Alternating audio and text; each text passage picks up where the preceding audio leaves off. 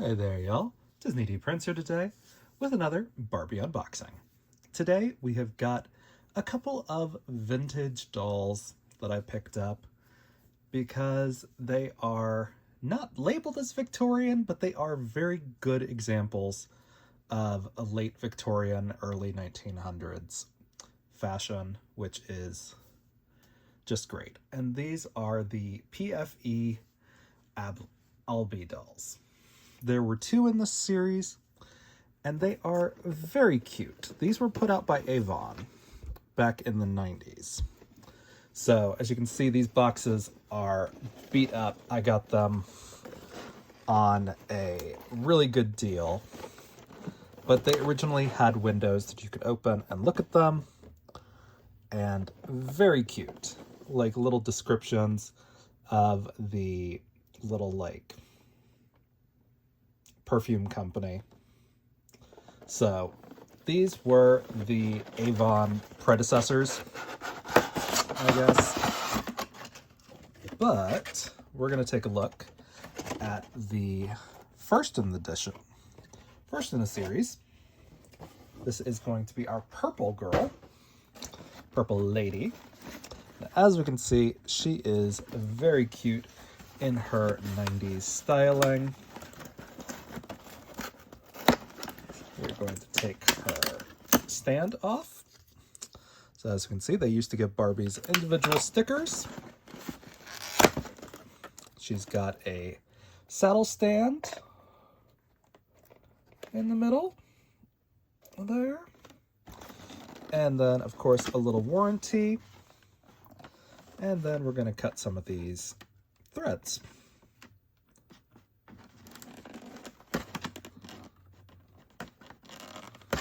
May or may not actually come off, but that's okay.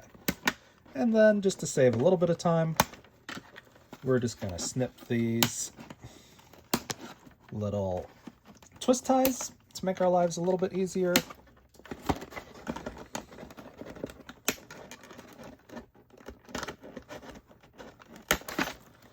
And should be pretty good to take her off now. There we go. So, she comes off like that.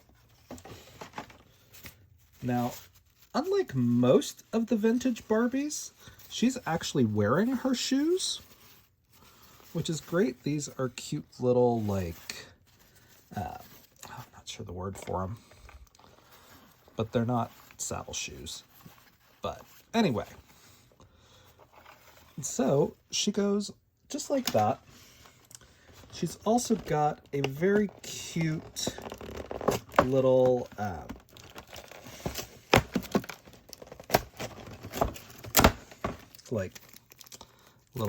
catalog, that's the word, that you can take out. And yes, I know I ripped this box really roughly, but it was already shot to threads, so. And it's got the cute little vintage products from the original Avon. So there is the standard warranty certificate that used to come in the Barbie ones. Most of the Barbies did not come with actual certificates back in the day. So that is why. Let's see. Okay, so we do have to kind of take this out. And let's see. So, she's very cute. We love her hat. She is a standard Mackie face. She is a brunette with some very lovely eye makeup. So, we're going to get the second one out here quickly.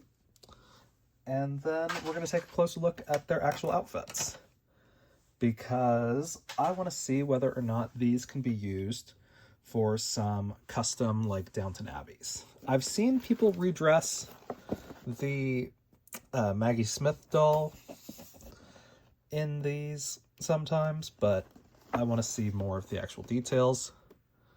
Again, these are very cute. Let's take her out.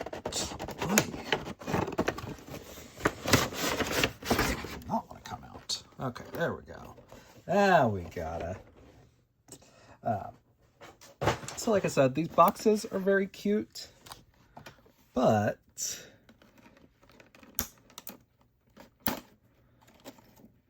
we've got a little like traveling salesperson case. We're going to take these out, and then we're gonna try to get all of this. So as we can see, they did change it up on the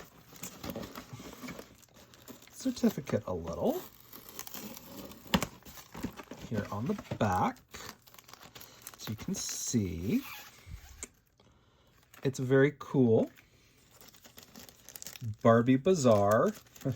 I remember when they used to be a lot more Barbie magazines.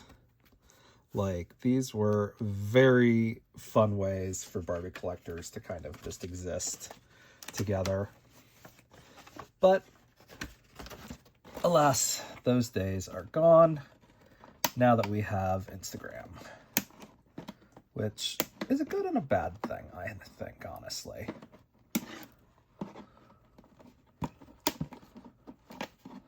I, for one, kind of miss print media when it comes to things like this. Because you used to just be able to order a doll at the beginning of a season, and it would get there whenever it got there. But now, that's not really so much an option. So here she is out. Again, this is another standard Mackie. We've got her stand. And then her stand piece.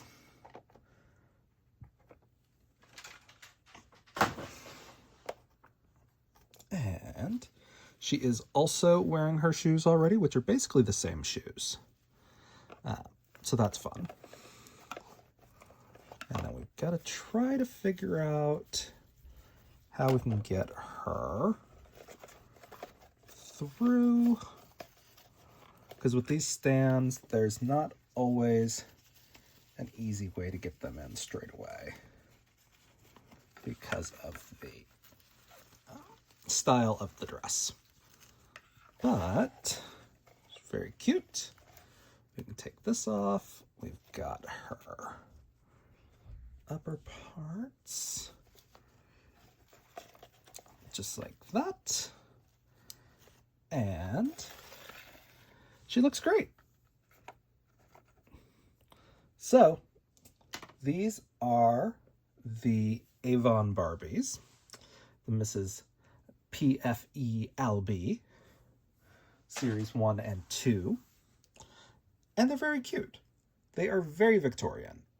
Now this one has a more matronly feel. This one has more of a debutante feel, which is great. So now I'm going to take a closer look at what their outfits actually entail.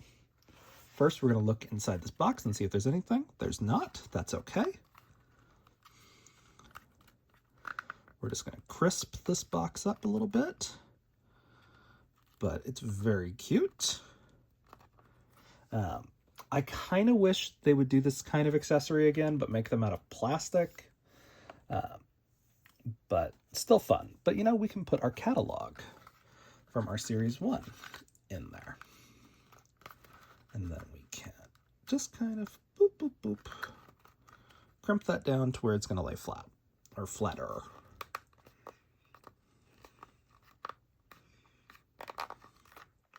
So, there's our box. We'll set that off to the side.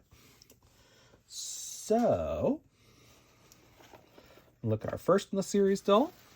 So as we can see, she's got some snaps here on the front. 1, 2, 3. And then, as you can see, her jacket is its own separate piece, and it does include the back train part. She is stitched to the front skirt a little bit, so I'm going to have to nip that real quick just to take it off. Well, let me get my seam ripper instead. Sometimes it is just better to go in with that little seam ripper to get those tiny little details. And so we can take off her entire outfit pretty much like that. Now, this one, I did not expect to be an elastic. That is surprisingly easy. And I've also got like another little thread there that I probably need to thread cut. And then this part is like a dicky, but for Victorian. So very fun. There's not a crinoline underneath this. She is wearing the 90s Barbie underwear. So that's fun. And she is going to be a little bit hard to redress just because of this elastic. What I like to do usually is I'll just pull the entire thing up if you can, and then just poop it back down like that, because it makes it just a little bit easier to get her back in that outfit. And she's got her tags on the inside. She's not as clean on the inside as I would love, but these were not super limited dolls back then, so it is going to be a little bit more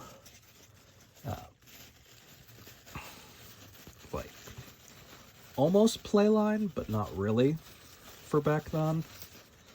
So her outfit, surprisingly well made. It is essentially three pieces plus the hat, which is not a ton of pieces, but it is a relatively like detailed outfit. Now, going into the second one, I think this one might be even simpler. So she's got gloves, so those count as a piece.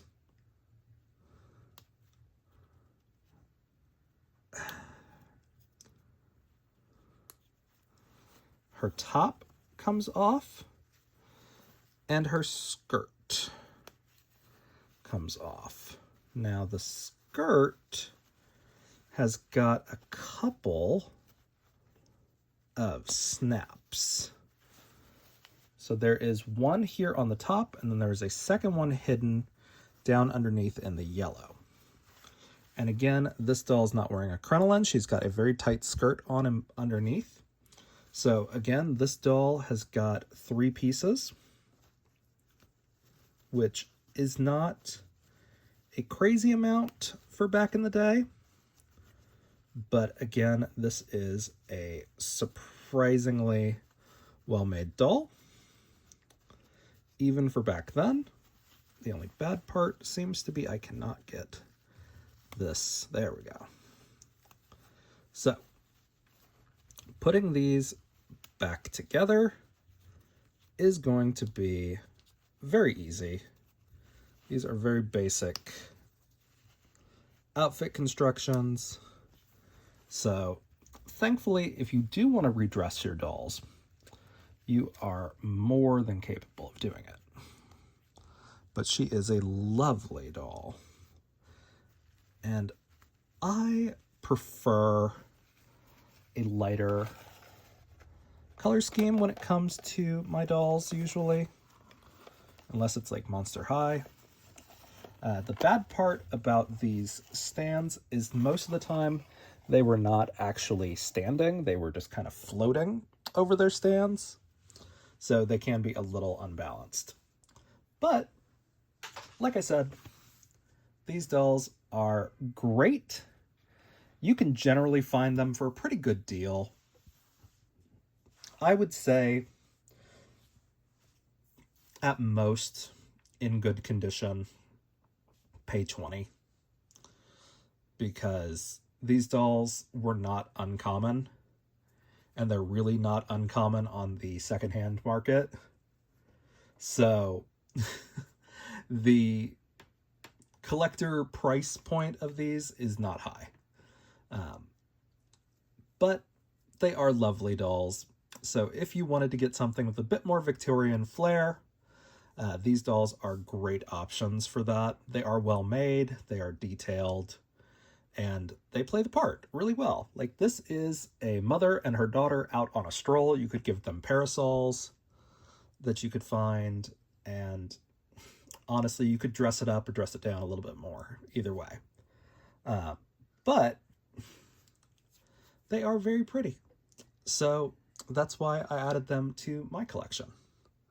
So if you guys want to see a little bit of how that would look with our lovely departed Maggie Smith, I think I'm going to put her in the purple outfit, maybe. I don't know. But the problem is that these feet do not work. You could technically swap these out for regular Barbie legs and they would fit, but the regular, like, Harry Potter feet are too big. So I'm gonna pause and I'll be back with her dressed up. And I was able to completely redress McGonagall in a nice Victorian outfit minus her shoes. And I left the panties off because it actually is harder to get the doll dressed with the underwear on. But as you can see, the outfit works perfectly fine on a standard Barbie nowadays. I did have to take her hands off specifically because her hands are larger, but as long as you grab by the joint and make sure that you have a firm grip on the joint itself and not the hand, you can remove Barbie hands pretty easily. Now, she is a very pretty doll. I might actually consider taking her lower legs off and swapping her, but I also have a different McGonagall that's already on a made-to-move body, so I might just leave her like that. But as you can see, she is much more matronly right now, and she can hold her little case much easier than the original Barbie hands. And that frees up me to use this beautiful Mackie sculpt for something else.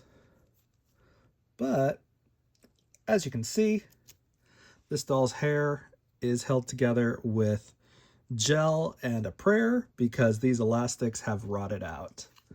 So if you guys have questions on these dolls, let me know in the comments. If you enjoyed it, leave me a like, and as always, follow along for some more fun unboxings. Alright, y'all. Be good. Bye.